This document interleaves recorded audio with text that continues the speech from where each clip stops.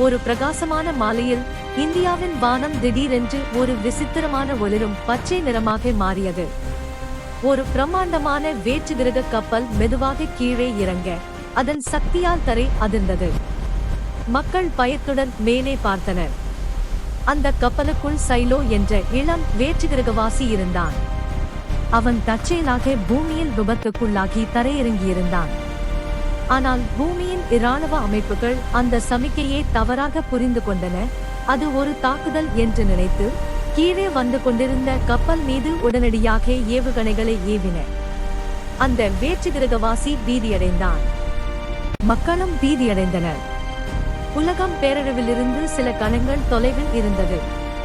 அப்போது வானெங்கும் ஒரு கம்பீரமான குரல் ஒலித்தது. மனிதனின் கடமை மனிதநேயத்தை காப்பது. ஒரு பொன்னிற ஒளிக்கீற்று மேகங்கள் மீது மின்னியது. ஒளிரும் வால்மேன் போல சுழன்றபடி சக்திமான் தோன்றினார். அதிவேகத்தில் அவர் வேற்றுகிரக கப்பலை நோக்கி பறந்து அதைச் சுற்றியிருந்த ஆற்றல் புயல்களை கடந்து சென்றார். பயத்தில் நடுங்கிக் கொண்டிருந்த சைலோவை அவர் அடைந்தார். பயப்படாதே என்று சக்திமான் மென்மையாக கூறினார். நீ எங்களுக்கு தீங்கு செய்ய வரவில்லை என்று எனக்கு தெரியும். நான் உன்னை பாதுகாப்பேன். வெளியே ஏவுகணைகள் ஏவப்படத் தொடங்கின. கண் இமைக்கும் நேரத்தில் சக்திமான் ஒரு பிரம்மாண்டமான ஆற்றல் கேடயத்தை உருவாக்கினார். அது ஒவ்வொரு தாக்குதலையும் உள்வாங்கி பூமியையும் வேற்றுகிரக கப்பலையும் பாதுகாத்தது. அவர் தனியொருவராக ஒரு உலகளாவிய பேரழிவை தடுத்ததைக் கண்டு உலகம் வியப்புடன் பார்த்தது.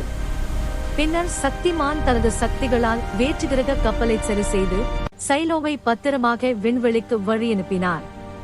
புறப்படுவதற்கு முன் அந்த வேற்றுகிரகவாசி சொன்னான், உங்கள் தைரியத்தால் உங்கள் கிரகம் பாதுகாப்பாக உள்ளது.